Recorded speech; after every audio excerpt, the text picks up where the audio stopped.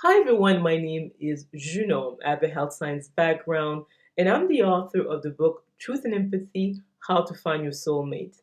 And I'll put a link to the book below. This video is about why it is difficult for most people to permanently lose weight. I have a nutrition and human kinetics background. I worked as a health educator and also as a health coach, helping people lose weight, get fit, and improve their overall health. What I've noticed over time is that people truly have an issue with refined carbs. They would tell me time and time again that carbs make them happy.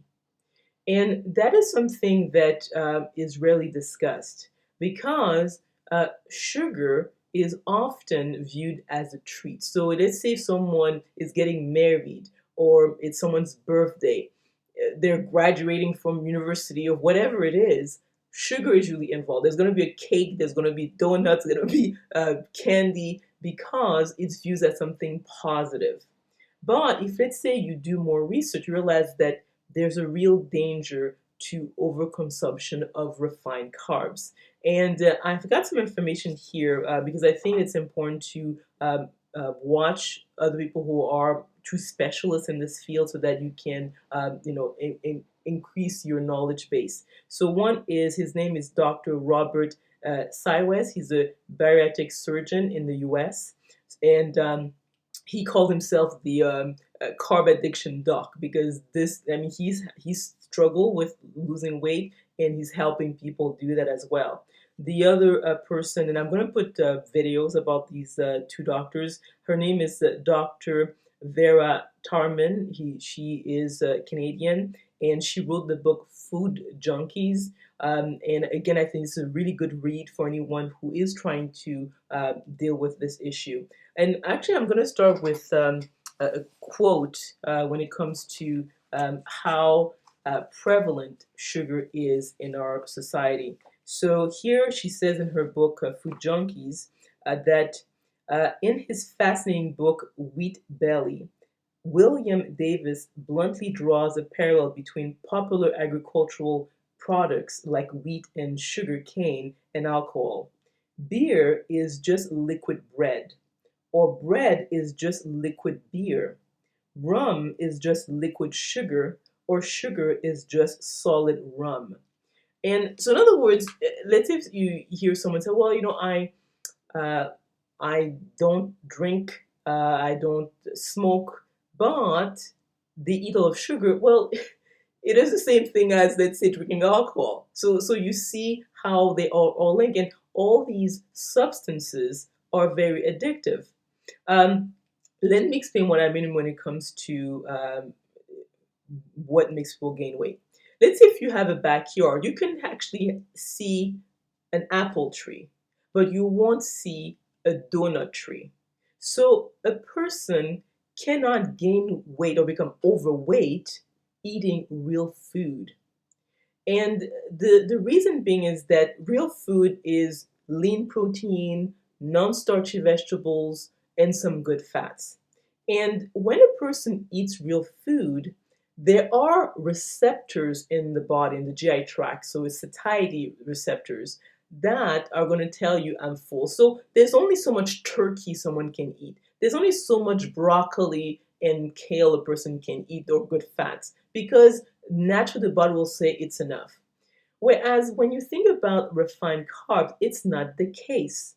A person, let's say, can eat a whole meal and say, okay, I'm full, yet they will have space for cake or, potato chips. And so, in other words, because of the fact that refined carbs are not real food, we don't have the satiety receptors that tells us, no, it's enough.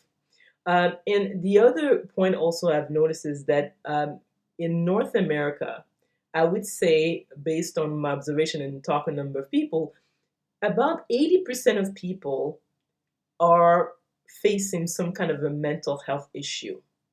And they're using different substances to medicate themselves, whether it is cigarettes, maybe antidepressants, some drink. And a large percentage of the population eats refined carbs to medicate themselves. That's why these people tell me that carbs make them happy. What happens with the addictive substance is that there's really a sort of a point of satiety. So let's say someone said, you know what, before I could eat 2 cookies and I was fine. Over time, they will need 4 cookies, then 6 cookies. So when you actually see someone gain weight, is that it is gradual. They didn't start out, gain 100 pounds right away. They have to keep on eating more and more refined carbs to get the same effect. So that's why over time, people become a little bit overweight to becoming very overweight to becoming obese. It's a process. And the same thing, let's say, with someone smokes. A person doesn't start by smoking 2 packs of cigarettes in one day. It was a process for them to get there because they're not getting the same effect from that substance. Let's say if you're trying to help someone lose weight, they have to cut the refined carbs from their diet. And to say to just use moderation is disingenuous because it's not almost like saying someone who is a heavy smoker to smoke 3 cigarettes a day. They can't do it because it's a very slippery slope. Before you know it, they're back to smoking 2 packs of cigarettes a day because they don't have other healthy ways to cope with, let's say, life challenges. And what happens when I was coaching people is that yes, having a coach really helps because you're accountable. The person walks you through different steps. They give you, let's say, some advice. But if they don't have another way to cope with their stress, and as I said, at least 80% of adults in North America probably are facing some kind of mental health issue, then when life becomes really difficult and stressful, they usually go back to refined carbs to medicate themselves. And interesting enough, what I've discovered over time is that a person's resting breathing rate has a significant effect on their sense of well-being. So actually, I had a participant in the program where I was a health coach, and I told him about the Buteyko breathing technique. And it's a 3-minute exercise. I'm going to put the link actually below so people can try it out. And interesting enough, if someone breathes through the nose or just to the mouth, small light breaths, it calms them down and they're less likely to use addictive substances like alcohol, cigarettes, or refined carbs to regulate their emotions.